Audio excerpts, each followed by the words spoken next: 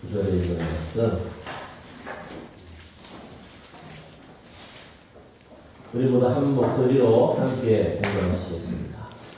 거기 38 병자가 있더라. 예수께서 그 누운 것을 보시고 병이 벌써 오래 나시고 이르시되 내가 낫고자 하느냐. 병자가 일어나는데 주여 물이 움직일 때에 나를 못에 넣어주는 사람이 없어 내가 가는 동안에 다른 사람이 먼저 내려가리라. 예수께서 이르시되 일어나 네 자리를 들고 걸어가라 하시니 그 사람이 곧 나와서 자리를 들고 걸어가니라. 아멘.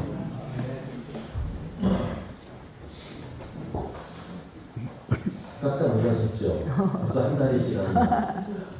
제가 쫙 등장하면 한 달이 지나면 마지막 주일 텐데, 고난 주간에 우리 담임 목사님께서 고난에 고난을 얹으셨습니다. 그래서 좀 불편함이 있으셔서 제가 오늘 대신 말씀을 진행하게 됐습니다. 그래도 잘 회복하고 치료 중에 계신 것으로 알고 있습니다. 자, 오늘 여러분과 함께 나눌 말씀은 요한복음에 있는 말씀입니다. 자, 오늘 말씀은 사실 그 요한복음 5장 전체에 걸쳐서 제시되어 있는 그러한 말씀입니다. 예수님께서 예루살렘에 올라가셨어요. 예루살렘으로 싹 들어가셔서 먼저 가신 곳이 계시네요.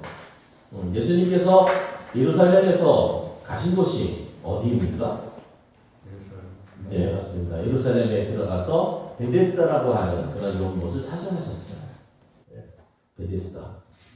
그러면 이 베데스다라고 하는 연못은 어떤 곳이냐? 베데스다 연못은 병자들이 모여있는 그러한 장소였습니다. 자, 여기서 보면은 우리가 찾아가시는 주님이신 것을 보게 됩니다. 근데 그 큰 성 예루살렘, 사실은 헤롯 왕 때에 지어진 예루살렘은 그 당시 건축술로 보면은 어마어마한 거였어요. 왜냐하면은 40년 이상이 지나도 완공이 안 됐으니까. 그 이상 기간이 거쳐서 완공이 되었던 그런 곳이니까. 그리고 그 당시에는 그런 소문이 있었다고 그래요. 아름다운 건물을 보기로 하느냐? 그렇다고 한다면, 예루살렘 성전을 가보라. 라고 하는 그런 말도 있었다고 합니다. 그 예루살렘 성전에 들어가셔서 예수님께서 먼저 찾으셨던 것은 그 어떠한 것도 아닌 가장 낮은 곳이셨습니다. 그 중에서도 병자들의 고통을 받고 병자들이 모여서 있는 그 곳으로 발걸음을 하신 것을 우리 여기서 보게 됩니다. 자, 그 베데스다에 가면은 오늘날도 그렇지만 비오일 분쟁 때문에 여러 가지 어려움들이 있지만 늘 병원에 가서 느끼는 것이 있더라고요. 야, 환자들이 이렇게 많구나. 나도 환자이면서. 저도 환자이면서, 참 환자들이 많구나 하는 걸 느낍니다. 그 베데스다에 가셔서 특별히 그 많은 사람들 중에서 눈여겨보신 사람이 있었어요. 누구였습니까? 한 병자였어요. 눈여겨보신 까닭은 무엇이었을까요? 왜 그 병자를 눈여겨보셨어요? 왜 그 많은 병자들이 있는 가운데서도 왜 유독 그 한 사람을 눈여겨보셨을까요? 아마 제가 보기에는 가장 특별했던 것 같아요. 그렇죠? 어떻게 보면은 그 사람이 가장 병약한 존재였던 것이 아마 딱 보시기에도 티가 나지 않았나 싶습니다. 여러분, 사실 이 가장 연약함의 눈길이 가는 것은 어떻게 보면 부모의 마음과 같다라고 저는 이 말씀을 묵상하면서 그런 생각을 했어요. 자녀들이 쭉 있지만 그 중에서도 유독 눈길이 가고 손길이 가는 것은 어떤 자녀예요? 네, 연약한 자녀예요, 사실은.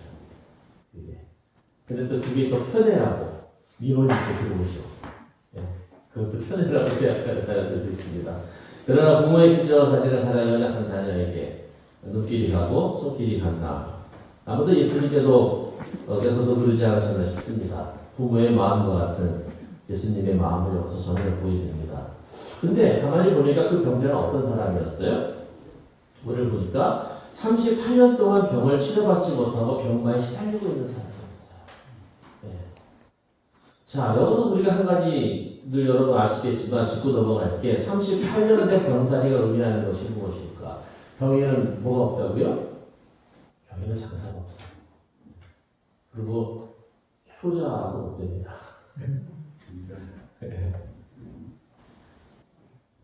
38년의 병사리가 의미하는 것이 무엇이었을까? 여러분, 38년을 지나보는 동안에 아마 또 치료하기 위해서 모든 수단과 방법을 강구해보지 않았을까요? 아니면 반대도 있어요. 어떻게요? 38년 동안 어떠한 치료도 받지 못할 정도로 그렇게 험악해서 인생이 손 쓸 수도 없이 38년을 지냈을 수도 있어요. 하지만 또한 38년 동안 자기가 해볼 수 있는 모든 것들을 다 해보고 그 병을 치료하기 위해서 모든 것들을 동원해보지 않았을까 하는 그런 생각을 하게 됩니다. 어쨌든 그랬다고 한다면 어떻게 돼요? 치료를 위해서 가산이 탄생되었을 거예요. 여러분, 우리가 건강하게 살아가는 것이 하나님의 뜻입니다. 이제는 무병장수가 아니라 유병장수의 시대가 열렸어요. 유병해도 병이 있어도 장수하는 시대가 됐어요, 지금. 근데 생각해보면은 어떠합니까? 유병장수가 되면 곤란한 일들이 상당히 많더라라고 하는 것이죠. 그래서 내가 정말 복되고 정말 즐겁고 의미있게 인생을 살아보고자 착착같이 일을 하고 쓰지도 않고 모아서 그렇게 가진 고생을 하면서 어느 위치까지 도달했는데 사실 그때에 덜커덕 병이 있다라고 생각이 되면 여러분 어떻겠습니까? 그 많은 돈이 다 어디로 들어갑니까? 예, 병원으로 들어가게 되는 거죠. 또한 자신의 모든 주변 사람들도 그 병자들 주위 벽의 곁을 떠나는 것을 보게 됩니다. 자신의 모든 사람들이 떠나고 혼자 남아있는 그러한 경우가 아니었을까 싶습니다. 여러분 정말로 그래요. 우리나라 50대 이상 되는 연령층들을 조사해 봤더니 70%가 그 성인병들을 크고 작은 질병들을 가지고 있더라라고 하는 그런 통계가 있습니다. 여러분 그 어디에서 잘 보시면 되냐면 어디 이렇게 단체 관광객들 있잖아요. 그래서 공동 식사하잖아요 함께. 그래서 여러 단체로다가 그리고 식사 끝날 때 항상 하는 의례적인 행사가 있어요. 식사 끝나고 일어설 때쯤 되면 하는 행사 뭐예요? 주적주적거리죠. 주머니를 주적거리거나 자기의 어떻게 가방을 주적거리거나 뭘 꺼내요? 아시면서 약을 꺼냅니다. 그래서 그걸 이렇게 나도 먹어야지 그러면서 드시는 모습들하고 볼 거예요. 그냥 우리의 현 상황이 그렇다는 것을 이야기죠. 여러분 어떠한 하루에 한 가지 내가 삶에 있어서 한 가지 이상의 약을 드시고 계신 분들도 아마 많이 계실 것입니다. 근데 여러분들 경험하시고 아시다시피 병에는 장사 없다고 질병이 걸게 되면 관계적인 부분들도 참 어려워지는 것들을 보게 됩니다. 여러분 치유의 방법이 없기에 그래서 마지막으로 의지하고 있는 게 뭐예요? 베데스다예요. 치유의 방법을 찾지를 못해서 30년 동안. 그러다 보니까 이제 어디에 와서 베데스다가 의미하는 것은 뭐예요? 기적입니까?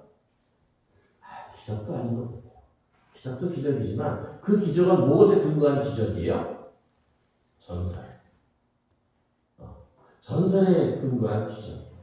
천사가 내려와서 못에 묻을 부어할 때 제일 먼저 들어가는 사람이 병이 나더라. 얼마큼 자주 그런 일들이 일어났을까? 그런 전설을 의지해서 지푸라기를 잡는 심정으로 그 곁에 몰려있는 그 수많은 인생들. 오늘 그곳으로 예수님께서 발걸음을 하신 것을 보게 됩니다. 그리고 그 중에서도 어찌 보면 가장 연약한 이 사람에게 예수님께서는 다가가셨습니다. 여러분 우리는 오늘 작은 본문이지만 여기서 인생을 대하시는 예수님의 모습을 보게 됩니다. 먼저 예수님께서는 뭐라고 하셨어요? 보시고 라고 되어 있습니다. 보셨어요. 여기서 보시다라고 하는 이야기는 눈여겨보셨다라고 하는 이야기예요. 관심을 주셨다라고 하는 이야기. 그리고 아시고라고 하는 말이 있습니다. 아시고. 주께서 아셨다라고 하는 이야기예요. 예수께서는 그곳에 많은 사람들 가운데 특정한 사람을 눈여겨보셨습니다. 그리고 그를 살펴보셨어요. 그리고 그의 처지가 어떠한지에 대해서 아셨다라고 하는 이야기입니다. 여러분, 주님은 늘 우리들을 눈여겨보신다라고 하는 사실을 다시 한번 상기하고 싶습니다. 그리고 우리들을 살피셔서 우리들의 처지에 대해서도 알고 계신다. 근데 우리는 때로는 그렇잖아요. 주님 어찌하여 나에게 이러한 고난을, 이러한 환난을 주십니까? 라고 기도하는 것이 우리들의 마음이에요. 근데 사실 그걸 한번 돌려보자고요. 주님께서는 이미 우리들의 처지에 대해서 어떠하신다? 알고 계신다. 라고 한번 생각해 보기 바랍니다. 바로 그때 예수께서 병자에게 하신 질문이 있습니다. 자, 뭐라고 질문하셨어요? 다 한번 말해볼까요? 시작. 낫고자. 정확하게 해야죠. 성경 말씀대로. 뭐라고 그러셨어요? 네가 낫고자 하느냐 그랬어요. 와, 이 질문을 받은 병자는 어떤 마음이었을까요? 여러분, 이 예수님의 질문에 대해서 병자가 뭐라고 대답했죠? 뭐라고 대답했죠? 제 얼굴에 없어요. 성경에 있어요. 물에 넣어주는 사람. 물에 넣어주는 사람이 없어요. 물이 붕할 때 내가 먼저 들어가야 되는데 나를 물에 넣어주는 사람이 없어서 그럼 물에 들어갔다 나온 사람은 치유를 입었을까요? 간헐천이거나 아니면 그것이 온천수일 수가 있어서 피부병이나 피부질환 같은 경우에는 경험이 있을지 모르지만 자, 이 질문을 합니다.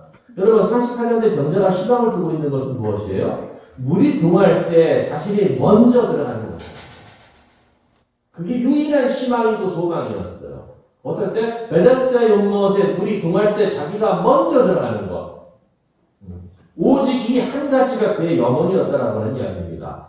여러분, 전설의 희망을 두고 있는 병자의 모습을 여기서 보게 됩니다. 38년대 병자가 생각하는 문제의 원인은 여러분 무엇입니까? 운이 없어서 또는 기회가 와도 기회를 잡을 수 없어서 그러한 불리한 조건이기 때문에 또는 돕는 사람이 없기 때문에 아니면 주변의 경쟁자가 너무나 재빠르기 때문에 라고 그 이유를 두고 있는 모습인 것 같습니다. 38년대 병자는 낫기를 원하느냐라고 하는 질문에 물에 넣어줄 사람이 없는 자신의 현실을 예수님에게 이야기를 했습니다. 여러분, 여기서 우리는 한 가지 살피게 됩니다. 이 38년대 병자가 가지고 있는 생각 자체는 뭐예요? 자신의 생각이에요. 그리고 뭐예요? 자신의 경험이에요. 그리고 자신의 가치예요. 그리고 자신의 기준입니다. 그리고 전설을 신뢰하고 있는 그것의 근거에서 이야기하고 있는 것을 보게 됩니다. 여러분, 이런 퀴즈를 한번 내볼게요. 만일 내가 그러한 처지에 있어서 누군가 나에게 내가 낫기를 원하느냐라고 하는 질문을 받는다고 한다면 여러분 무엇이라고 대답해 보시겠습니까? 누군지 몰라도 누가 와가지고 예수님인지 모르는 거예요 지금. 티가 나니까 지금. 누군가 여러분에게 와서 당신이 정말 치료받기를 원하세요? 낫기를 원하십니까? 라고 묻는다고 한다면 여러분은 뭐라고 대답하시겠습니까? 낫기를 원합니다. 낫기를 원합니다. 원합니다 하겠지. 그 다음에 근데요 요즘에 병원에 예약이 안 돼요. 의사들도 없고요. 예약되는 게 하늘의 별따기입니다. 이 예약이라도 어떻게 좀 잡았으면 좋겠습니다. 라든지 아무리 의사가 여기에 용하다고 하는데 그 의사와 좀 연결됐으면 좋겠어요. 네. 여러분 그래도 그 병원의 간호사 한 사람 알고 있는 게 참 큰 건세더라고요. 네, 저도 수술 받는데 제 딸내미가 있어가지고 말했더니 맞습니다. 네. 여러분 그러지 않겠어요, 우리들도? 이 얘기가 상당히 모르는 거예요. 30년대 분들은 그 사람이 예수님이 누군지 몰라요. 와서 낫고자 하느냐라고 하니까는 지금 자기 얘기를 하고 있는 겁니다.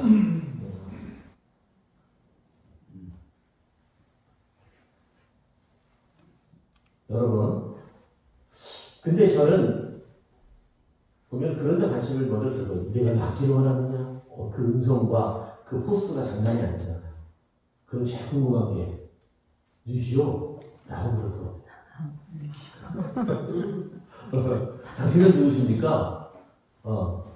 이게 물어봐야죠. 근데 자격이 있는지, 또 실력이 있는지, 능력이 있는지 물어봐야 될 거 아니에요. 적어도 의사와 연결시켜주고, 이야기로 잡을 수 있는, 그게 있는지 확인을 해봐야 될 거 아닙니까? 배우지 않은 사람이 와가지고, 그런 걸 그냥, 허튼 소리, 그냥 단순한 위로에 불과한 말이 될 거잖아요. 당신은 누구십니까? 라고 아마 질문할 것 같아요. 그 말을 하는 사람에게 관심을 둘 것 같습니다. 여러분, 38년 된 병자는 자신을 고쳐주신 분이 누구신지를 전혀 알지 못하고 병고침을 받았어요. 이거 되게 놀라운 일입니다. 요한복음에 보면은 치유와 기적의 몇몇 사례들이 등장하는데, 지금 보면은 이 연속 4장서부터 나오면은 뭐가 등장을 하냐면 사마리아 여인이 등장을 합니다. 그렇죠? 그리고 가버나움에 있는 왕의 신하가 등장을 합니다. 그리고 오늘 여기 베데스다 연못에 있는 이 38년 된 병자가 등장합니다. 이거 함께 보셔야 돼요. 함께. 자, 38년 된 병자는 자신을 고쳐주신 분이 누구인지 전혀 알지 못하는 상태에서 병고침을 받았어요. 그렇잖아요. 예수님께서 야, 내 자리를 들고 걸어가라 라고 하니까는 그 말에 그냥 잠도 모르게 어떤 길을 따라하다가 그 순간 병고침을 받았다라고 하는 이야기예요. 이후 그런 성전에서 자신을 고쳐주신 분이 예수라고 하는 사실에 대해서 알게 됩니다. 어머, 근데 여기 문제가 하나 있는데, 하필은 그 병고침을 받은 날이 언제였어요? 안식일이었어요. 그러니까는 저가 자리를 들고 걸어가니까 그 주변에 있던 많은 사람들과 유대인들이 뭐라 그래요? 너 왜 안식일법을 어기냐고 얘기해요. 야, 당신 왜 안식일법을 어기는 겁니까? 왜 하나님을 욕되게 합니까? 이게 웃기는 일 아닙니까? 누가 고쳐주셨어요? 하나님께서. 근데 지금 사람들은 뭐라고 얘기를 해요? 너, 당신은 왜 하나님의 영광을 가리느냐? 이 얘기를 또 하고 있는 거예요. 그러고서는 누군지 모르고 있다가 성전에서 어느 한 분이 쓱 나타나서 말씀을 주십니다. 그제서야 알았어요. 아, 자기를 고쳐주신 분이 예수님이구나. 근데 오늘 성경을 가만히 보면은 그거를 알자마자 이 사람이 어떻게 합니까? 바로 유대인들에게 달려가서 자신이 안식일법을 범하도록 자신에게 명령한 그 사람이 예수라고 고발합니다. 씁쓸하지 않습니까? 여기서 이게 말하니라라고 되어 있지만 이거는 고발한 거예요. 왜? 자기의 안식일법을 범한 것을 어떻게 하기 위해서 변하기 위해서. 내가 그런 것이 아니라 누군가 나에게 그런 지시를 했다. 사주한 사람이 있다. 라고 하는 이야기죠. 여러분 어떻게 생각하십니까? 38년 된 질병을 치유받은 사람의 이후의 삶이 어땠을까요, 여러분? 주님께서 그에게 주셨던 말씀에 저는 단서가 있다고 생각해요. 주님께서 그를 다시 찾으셔서 뭐라고 그러셨냐면은, 보라, 네가 나았으니 더 심한 것이 생기지 않게 다시는 죄를 범하지 말라. 라고 말씀하셨어요. 그렇다고 한다면 주님의 이 말씀에 따라 볼 때에 38년 동안의 병마에 시달린 원인이 뭘까라고 하는 이야기예요? 그의 죄악이 결과였다라고 하는 것을 알게. 여러분, 우리가 건강에 대해서도 자기 책임을 다해야 되는 그러한 내 몸에 대한 천지기로서의 역할이 있음을 우리는 알아야 돼요. 여러분, 38년 된 병자의 문제 해결은 무엇이었을까요? 38년 된 병자의 진정한 문제 해결은 무엇이었을까요? 여러분, 남은 여생을 병마에서 벗어나 행복하게 살아가는 건 아니었을까요? 그런 병마에서 벗어나 행복을 누리며 살게 되었을까요? 어떻게 생각하십니까? 네. 여러분, 그렇다면 48년 된 병자는 문제 해결을 과연 받은 것일까요? 38년 된 병자에게 문제 해결의 열쇠는 무엇이었을까요? 여러분, 그분과의 만남을 갖는 것, 자신에게 찾아온 그분이 누구신지를 아는 것, 자신에게 이 회복을 주시는, 생명을 주시는 까닭이 무엇인지를 아는 것, 그래서 그분이 인도하시는 삶의 길이 무엇인지를 아는 것 아닐까요? 그 수영을 하다가 허리를 다친 그런 자녀가 있었대요, 미국에. 수영선수가 모든 꿈과 꿈이 다 그냥 허물어져 버린 거예요. 그러고서는 그 친구가 기도를 했답니다. 주님 앞에 그때 자세히 기도해 제발 생각은 안 나는데 하나님 제 삶을 인도해 주세요. 그래도 제가 저희 인생이 이렇게 끝나는 것은 많지 않습니다. 라고 하는 그런 제가 같이 기도를 드리는 가운데에 정말 제가 불구의 몸이 됐다 할지라도 주님 안에서 행복하게 사는 삶이 되기를 소원합니다. 그런지 기도를 드렸다고 해요. 그리고 정말 치유에 대해서도 기도를 했어요. 하나님, 이왕이면 저의 이 하반신의 이 마비를 풀어주세요. 이걸 치유해주세요. 다시 수영할 수 있도록 인도해주세요. 라고 기도를 하는 자가 있었는데, 그러고도 그렇게 열심히 기도를 하고 한 3년, 4년이 지났대요. 그러고서는 어떻게 됐을까요? 그 자매가 어느 날 비행기에서 막 그 자매가 내리는데 여전히 휠체어를 타고 있게 됩니다. 그렇게 열심히 기도했건만 휠체어를 타고 있대 여전히. 근데 그 뒤에서 누군가 휠체어를 그 자매 휠체어를 끌어주는 사람이 있게 됩니다. 아주 멋지게 햇성하게 생긴 한 남자가 그 휠체어를 끌어주고 있게 됩니다. 누구였을까요? 그녀의 남편이었습니다. 여러분 38년 된 병자가 왜 문제 해결을 받았을까? 38년 된 병자에게 문제 해결의 열쇠는 무엇일까? 저는 무엇보다도 오늘 드리고자 할 말씀은 간단합니다. 주님과의 만남. 그분이 누구신지를 아는 것. 여러분 그리스도의 힘과 능력과 위로와 평안은 행복은 거기에 있다고 저는 믿습니다. 하나님이 어떤 분이신 것을 아는 것. 그럴 때에 담대해지게 됩니다. 아브라함은 하나님이 어떤 분이신지를 알게 된 후에는 두려움이 없었어요. 그 예가 어디 나와 있어요? 이삭의 아내 될 사람을 찾는데 고향 가서 찾아오래잖아요. 아니 고향 가서 누군 줄 알고 찾아옵니까? 그거를. 그 종에게 얘기를 했어요. 그러니까 종은 막 가슴이 답답한 거예요. 누군 줄 알고 어떻게 단서를 가지고 어떤 기준을 가지고 찾으란 말입니까? 근데 아브라함이 하는 얘기가 있어요. 뭐라고 그래요? 걱정하지 마라. 하나님께서 이미 준비해 놓으셨다. 이게 뭐예요? 왜 그러한 믿음을 갖게 된 거예요? 이삭을 통해서 알게 됩니다. 여호와 이레의 하나님, 이게 아브라함을 만난 하나님입니다. 그 하나님이 어떤 분이신지 알았어요. 그래서 하나님의 말씀에 따라갈 때에 하나님께서 이미 이삭의 배필을 정해 놓으신 것도 알고 있었어요. 그럼 뭘 어떻게 알게 되냐? 하나님이 어떤 분이신지 알게 됩니다. 그래서 어쨌든 간에 이 종은 반신반의하면서 갑니다. 가가지고서는 그 고향에 도착해가지고서는 우물가에 앉아서 걱정이 되니까 기도를 합니다. 아브라함의 하나님, 아브라함에게 복을 주시는 하나님, 제발 이 배필을 찾아서 만나게 해주세요. 그래서 성경이 자세히 보면 놀라워요. 뭐라고 되어 있냐면은 기도를 마치기도 전에 네, 누가 걸어와요? 레베카가 걸어와요. 리브가가 걸어와요. 자, 옵니다. 여러분, 하나님을 안다라고 하는 것이 신앙생활하는 데 있어서는 무엇보다도 중요한 일이고, 우리 인생의 문제를 풀어가는 데 있어서 무엇보다 중요한 문제 해결의 열쇠가 된다고 하는 사실을 오늘 저는 여러분에게 말씀드리고 싶습니다. 주님을 만나고 주님을 아는 것이 진정한 문제 해결의 열쇠라고 저는 믿습니다. 내 눈앞에 문제를 해결받아도 주님을 알지 못한다면 38년 된 병자와 같지 않을런지요. 여러분 신앙생활 살때 실패가 거기 있지 않은가요? 그러면 왜 주님을 아는 것이 문제 해결의 열쇠인가? 첫 번째, 주님의 최대 관심은 바로 나이기 때문에 그렇습니다. 주님의 최대 관심은 바로 나예요. 나를 보시고 나를 살피시는 주님이시다라고 하는 이야기.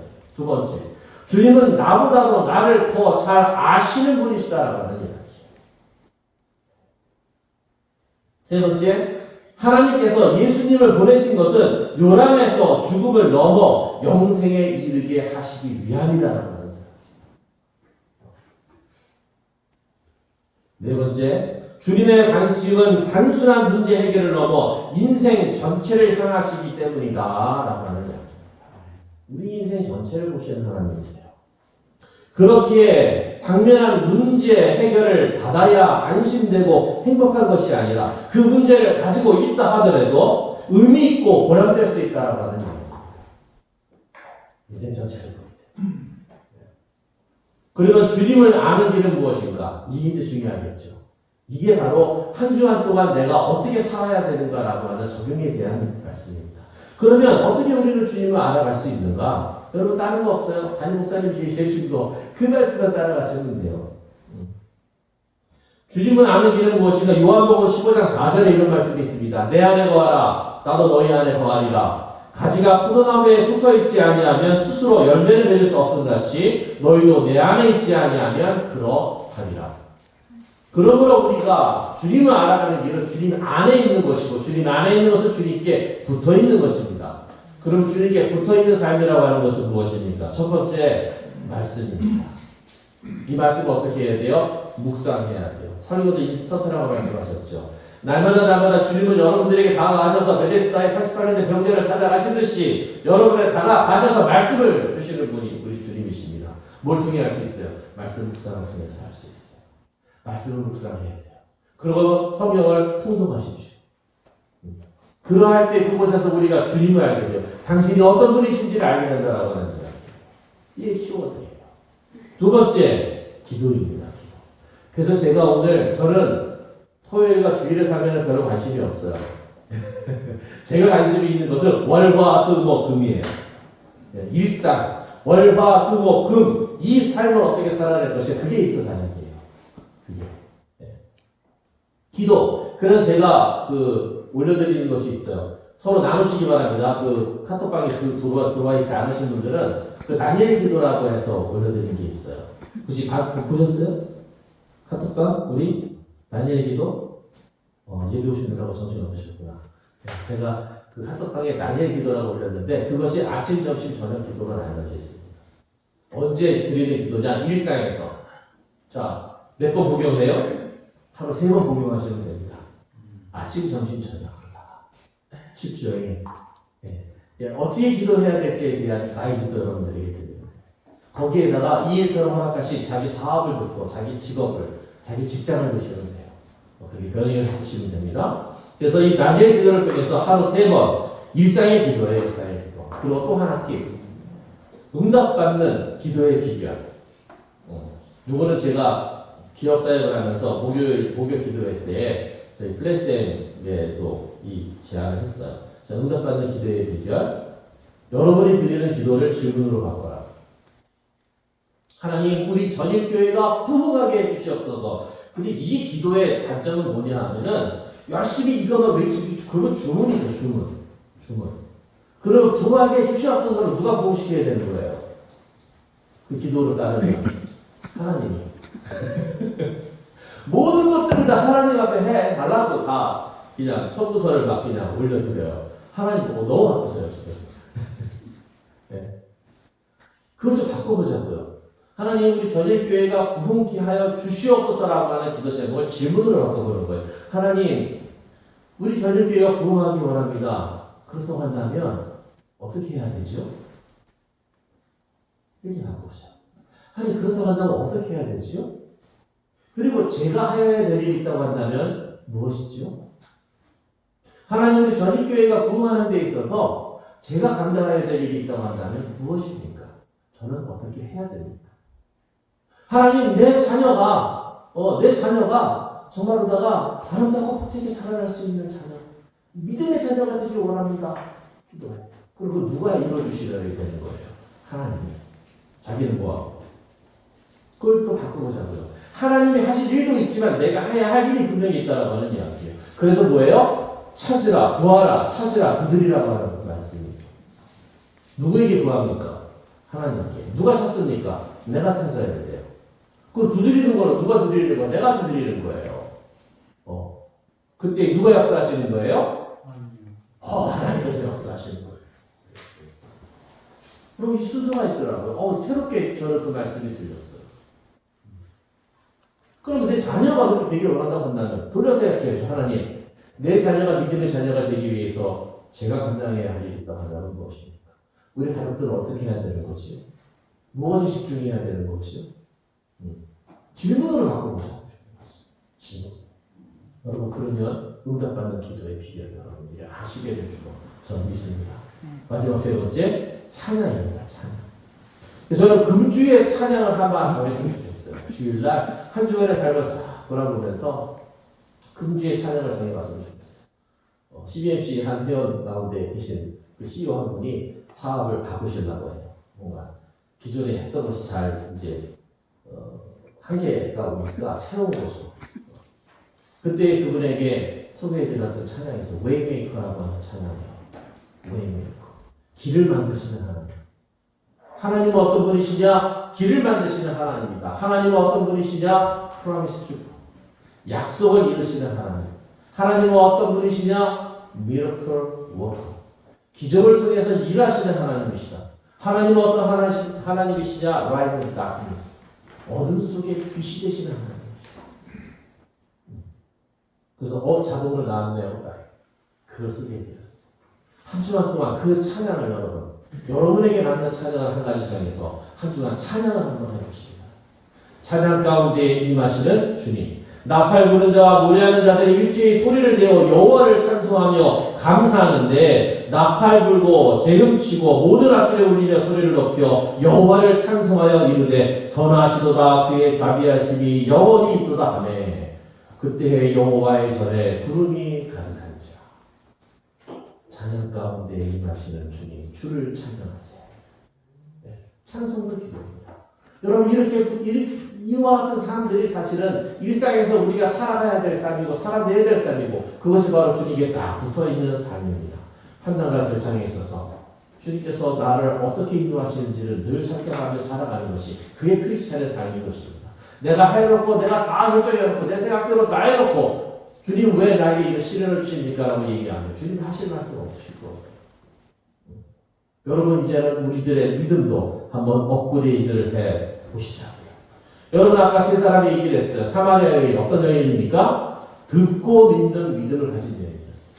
듣고 믿는 들은 것을 깨닫고 예수님이 메시아이신 것을 알고 사람들에게 전파했던 사람이 사마리아 여인이었어요. 두 번째 가버나움의 왕의 신앙 보지 않고도 믿는 믿음이 여기 있습니다. 가라 네 아들이 나왔다.